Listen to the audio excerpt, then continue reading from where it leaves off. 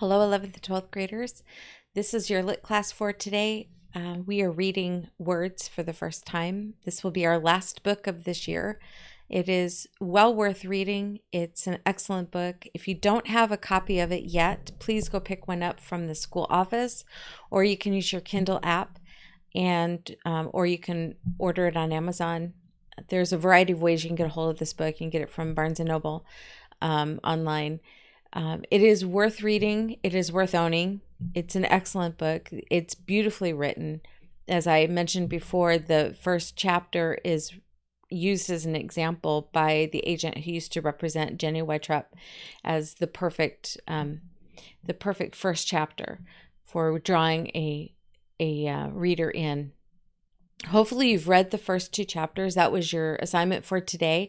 I understand that not everybody was able to get a hold of the book. I hope that you will get it and go through it quickly. Actually, I don't want you to go through it quickly. I want you to take your time with this book. It's really beautifully written. So I would like you to read about 2 chapters a day. I think that's reasonable. Take your time while you're reading it. I read the first 2 chapters just before I got on here with you guys. And I am blown away again by how beautifully this is written, even though the subject matter is very difficult to read or talk about. Let's talk about the first chapter. It's titled Kaylee. You'll notice that the titles are go back and forth between Kaylee and Sierra. That tells you who the narrator of that chapter is. It's really the whole book is between these two people's points of view. So you've got the narration for Kaylee to start. We learn that she is a 10-year-old who is about to turn 11. She'll turn 11 right after Christmas, but it's still in the middle of summer at this point because she says it's still warm out. Rough book. So anyway, the very beginning of her story for Kaylee, as she talks to us through her mind, she doesn't speak to us verbally. She doesn't speak to anyone verbally. She can only think.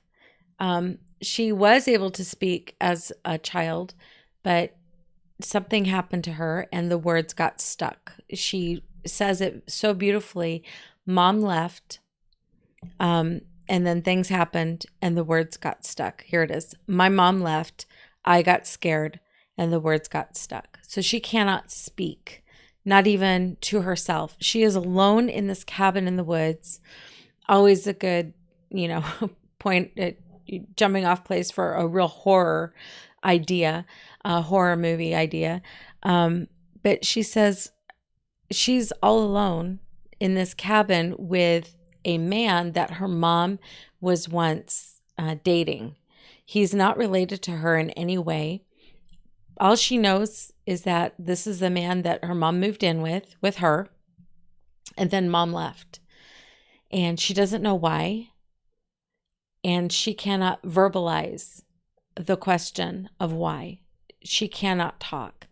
And from her narration, just telling us about herself, we can pick up some ideas about who her mom is or what she's like. And I want you to take the time to really read the first chapter carefully. And I want you to ask yourself, from Kaylee's mental narration, what do we learn about Kaylee's mom? That is so important to this book. The first time I read it, it didn't really seem important to me.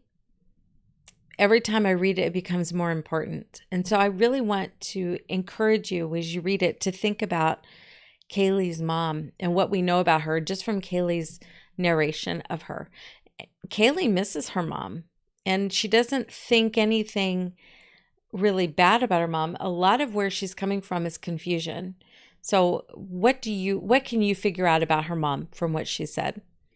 And then I want you to think about how Kaylee is framing her memories in a good way. But what do we really learn? The opening thing where she collects words and keeps them in a box in her mind, and she'd like to keep them in a physical box, but she can't. and she figures it's safer to keep the words in her mind because he can't take them. From the rest of the chapter, we can assume it is the person she's living with, the man she's living with. She is alone with nothing but her mom's books that were left behind. Everything else that belonged to her and her mother was burned by this man. And so she lives her life really in a state of fear all the time as this little girl. And at the very end of this chapter, this man comes home and she's hoping that he will fall asleep, that he will pass out because he comes home drunk, and even that he might choke on his own vomit and die, which is, not usually something a 10-year-old thinks. But she's terribly afraid. And when you read that first chapter, it's heartbreaking and yet so beautifully written at the same time. It's worth reading it slowly. Okay, in chapter 2, we're learning about Sierra. Sierra is a full-grown adult. She is 35 years old, and she has gone through her own problems, her own issues with her life. She doesn't feel comfortable with herself. When she first wakes up in the morning, she writes a little snippet in her notebook, like shards of glass slivering my soul. This is not the mind of a really healthy, happy person. She's an artist whose art shows her pain, even though she tries to hide her pain. She tries to remain emotionless to everybody. Nobody really understands that she is really in pain, except for the people who are the closest to her. She's just gotten a dog, which is always a good sign. That means she's willing to take care of somebody else besides herself. She has a conversation with her mom, which is very charming. Her mom is from England, but she's lived in the United States for almost 50 years. And that's when we learned for the first time that Sierra is not her original name. Her original name is Shannon Diane, but she has left that name behind over a decade before and chosen another name for herself, Sierra Dawn. And we find out later why she's chosen to do that. And part of it is because of the guilt she feels. She was responsible for someone's death. And this day that we get to meet Sierra Dawn is the anniversary of that death. And she goes about her everyday chores like she always would normally do, the things that she would normally do. But she also makes plans to go to the cemetery that day. And her mom asks her point blank, "Are you going to the cemetery today?" And at that point, Sierra says, "Yes, I am. I'm going." She goes every year on this day. And she calls it the question, "Are you going to the cemetery today?" It's like her mom is lancing a festering wound. If you like watching Dr. Pimple Popper, which I do, you'll notice that when she pops a cyst that has gotten really big and it's uncomfortable for the patient, and so the Dr. Pimple Popper, Sandra Lee, will cut into that cyst. If she didn't use medication to stop that, the pain, that would hurt to cut into the cyst.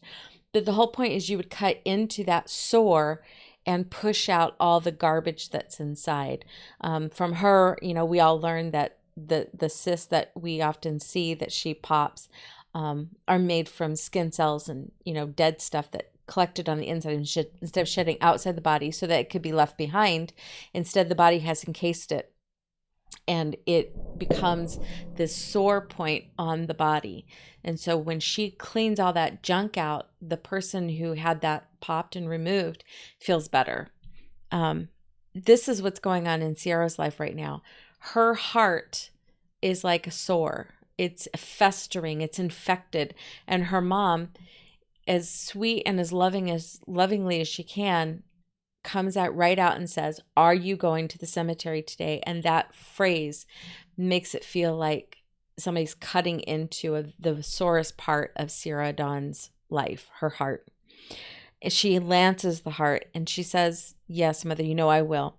And this is when her mom starts dropping some little phrases that you need to remember as you read this book, because they become the motifs of Sierra Dawn's life here. First of all, the mom says, "It's time, darling, it's time to let go. It's been 12 years. It's time to grasp grace and move on." Grasping grace. The idea that you cannot earn the forgiveness, you cannot earn this grace. You have to grasp it. You just have to take it because it's given to you. And then Sarah at that point kind of smarts back and says, "Are you telling me I should just, forget?" And her mom says, "Not forget, Sarah, forgive. It's time." And then the other beautiful truth bomb that her mom drops is, think about the truth. Ask yourself, what's true? Now, notice her mom doesn't say what's true for you. She says, ask yourself what's true. There is a universal truth. We have the universal truth that we find in the Bible. We have God's love. So she asks her flat out, what is true? And that is something that we are going to be seeing over and over again in this book, this desire to see truth. And then her father, when Sierra Dawn thinks about when she first left for California, her father also gives her this same kind of advice, but in a different way. He says, look beyond a person's actions and see their heart. Usually we see somebody's heart through their actions, but he says, look beyond their actions, look at their heart. Look for what's causing them to act the way they act. Then you'll understand them better. He's saying, look for the truth here. And then, of course, it's all wrapped up with the scripture, and ye shall know the truth, and the truth shall make you free. Shannon, or Sierra, is not free. She hasn't been free for 12 years because she cannot forgive herself for causing the death of another person. And it shows in her work. She says, the work is the embodiment of my grief. Now, that's what we're leaving off today. We've got a little girl alone in the woods, afraid all the time, unable to speak, unable to do anything other than collect words that she reads from the dictionary and has memorized the majority of the dictionary because there's nothing else for her to do. And then we have a woman who is so wrapped up in blaming herself for someone's death that she cannot forgive herself and she cannot move on and she cannot see the truth.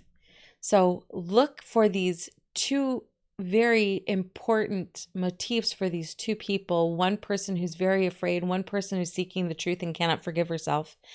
These two people will meet in the book. I'm not really spoiling it that much. I mean, I think we can pretty much figure out that these two people who are narrating the book are going to meet. So as they meet, let's look and see how God is going to use Kaylee's fear and Sierra's inability to forgive herself to actually heal each other and themselves in the process. Okay, that's it for today. We're not going to really spend a lot of time together discussing the book, except for just, like 5-10 minutes every few days. I really want you to take the time and read slowly, carefully with your reading guide in your book. Read all the chapters and answer the questions. Plan again to read about 2 chapters a day. And I will record another little snippet here on Friday where we'll discuss the next few chapters. So take your time. I hope you really enjoy the book, and I hope that you will get so involved in this book that you'll recommend it to others because it's really amazing. And I hope you have a really good day. I'll talk to you later. Bye.